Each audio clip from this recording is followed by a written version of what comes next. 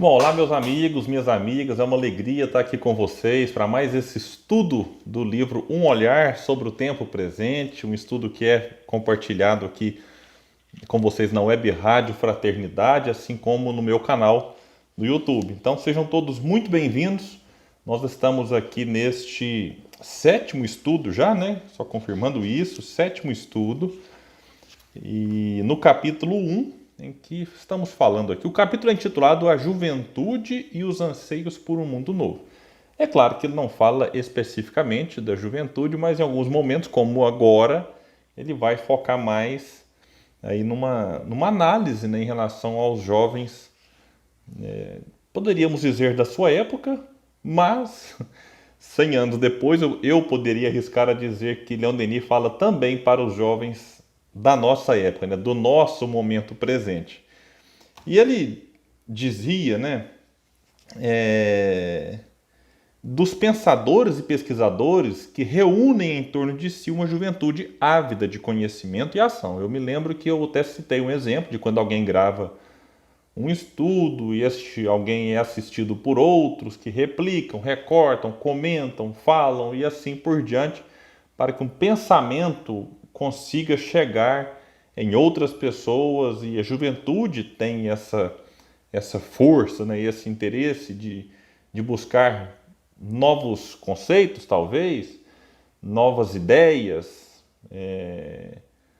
novas teorias, por que não? E aí, tudo isso, né, com a proposta de edificar um mundo novo. Assim nós encerramos o estudo anterior. E aí Denis vai dizer então que neste aspecto os testemunhos são abundantes. Vejamos, por exemplo, diz Leon Denis, o que um renomado escritor afirmou em recente artigo de Le Matin. Le Matin, o próprio tradutor, coloca aqui que era um dos maiores jornais cotidianos das décadas de 1910 e 1920, chegando a ter uma tiragem de 1 milhão de exemplares diariamente. Em 1944 deixou de ser publicado.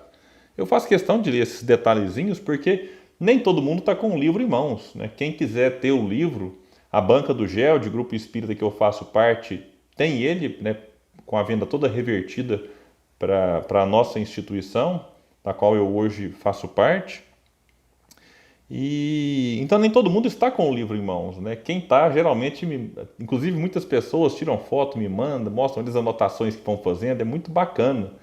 Recentemente, uma amiga, vou até citar o nome aqui, a Graziane, mandou uma fotinha, falou, olha ele aqui, eu tô assisti todos os vídeos do Porquê da Vida e mostrando ali as anotações que ela mesma fazia. E isso é que é interessante, né?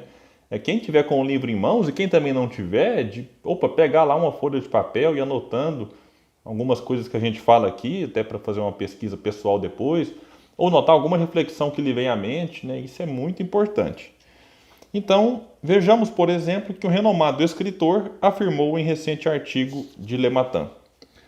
Acredito piamente, disse este autor, que na juventude atual esteja fermentando uma força verdadeira, consciente e resoluta. Tenho certeza que, se lhe faltarem ocasiões de se manifestar, ela própria as criará.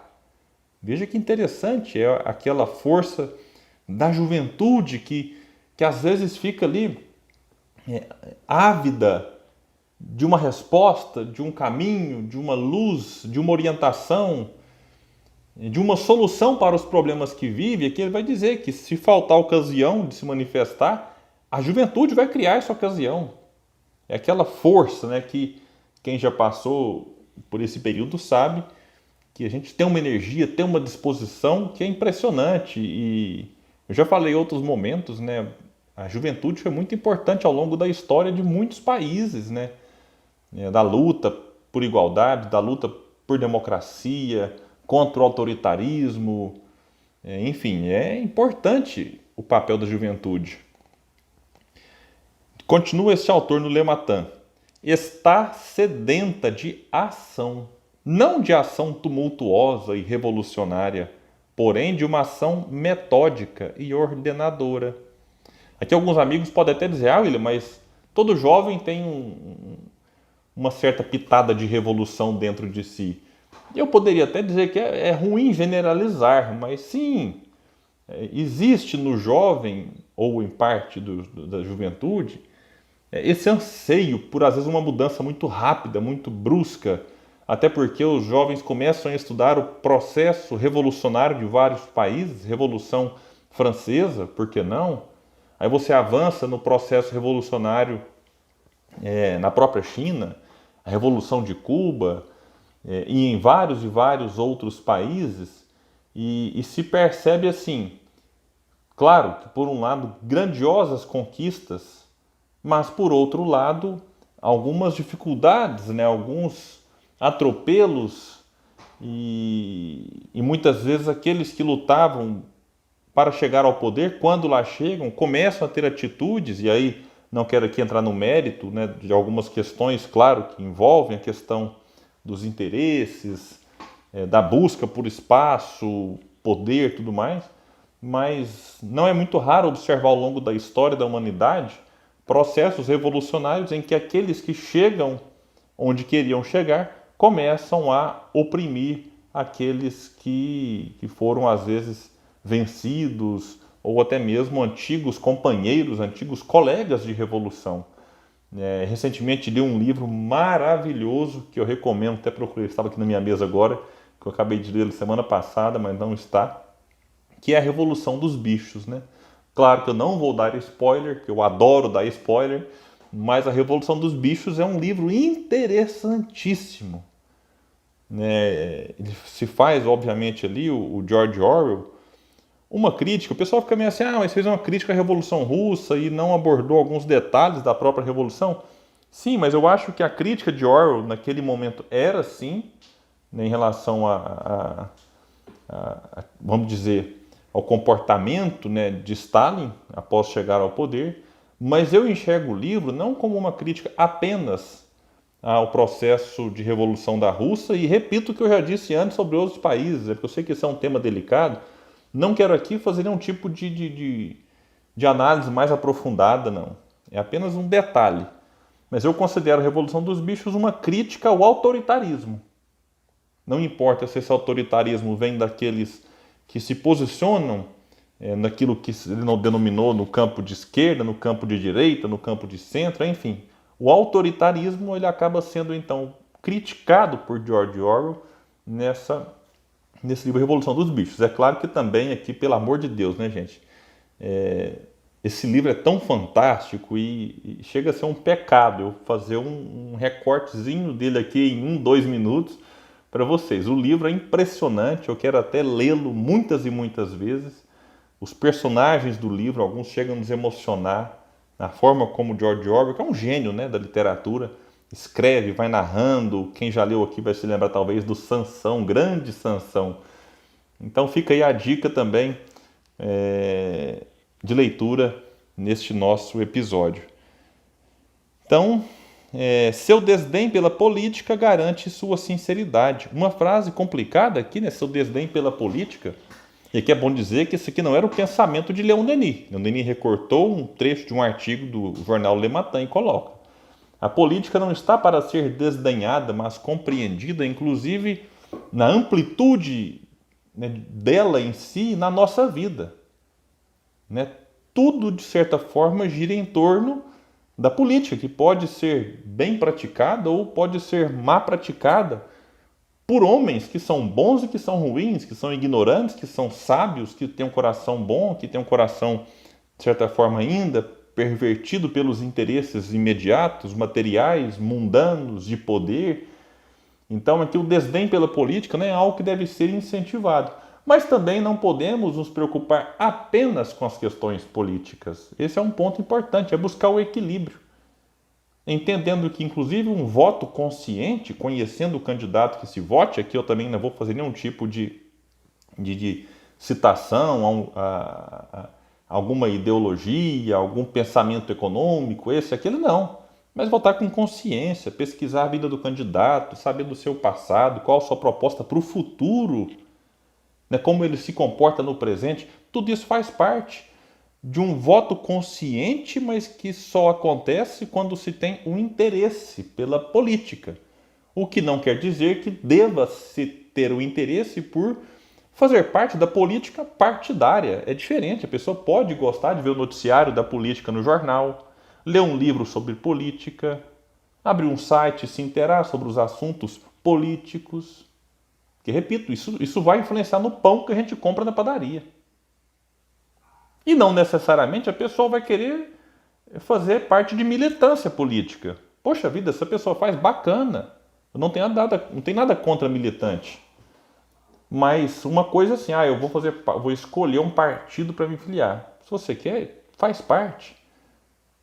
Mas isso não é o interesse pela política, ele não se concretiza a partir de uma filiação partidária ou a partir de uma militância, mas a partir do interesse, do assunto em si, da importância que isso tem na nossa vida. Concluindo aqui com o autor, ela acabará, com o que ainda resta do século XVIII. Negar sempre e destruir incessantemente parece-lhe um jogo perigoso, em que logo se esgotaria a melhor parte de seu coração, de sua inteligência e de sua bravura. Antes, ela estima que a ciência adquiriu suficientes certezas e acumulou suficiente material para que, por fim, se possa começar a edificar. Doravante, o seu ideal é construir. Então, é juntando o ideal a partir também, por que não, da própria ciência. E, por sua vez, Romain Rolland, que é um novelista, biógrafo e músico francês, ali do final do século XIX, início do século XX, exprime-se assim: a juventude sente que nela se agitam forças desconhecidas. Uma florescência interior há muito reprimida desabrocha, como uma primavera repentina. O seu pensamento ainda flutua sobre o lago, sem saber ainda se fixar. Poderíamos, vai dizer agora Leon Denis, multiplicar as citações deste tipo, pois aparecem um pouco por toda parte, na imprensa, na literatura e até no teatro.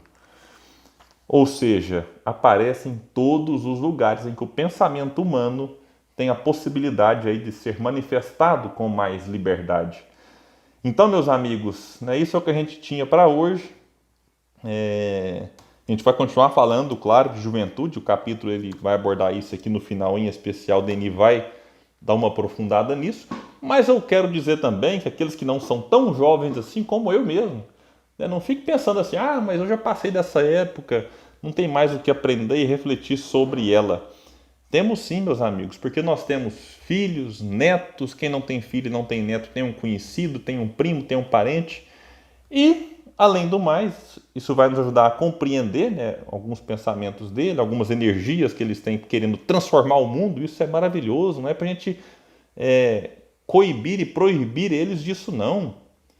É para a gente incentivá-los a canalizar isso de uma forma pacífica, correta, para que transforme isso num ideal que possa movê-los ao longo da vida. Isso é maravilhoso. Mas, acima de tudo, nós voltaremos a ser jovens. E aí a gente está fazendo aqui, de certa forma, também um curso para as outras vidas. Aquilo que a gente adquire de conhecimento e de virtude fica. Então, que a gente possa aprender um pouco com Leon Denis sobre a juventude, mesmo que não sejamos mais tão jovens assim. Um forte abraço e até o próximo estudo das obras de Leon Denis.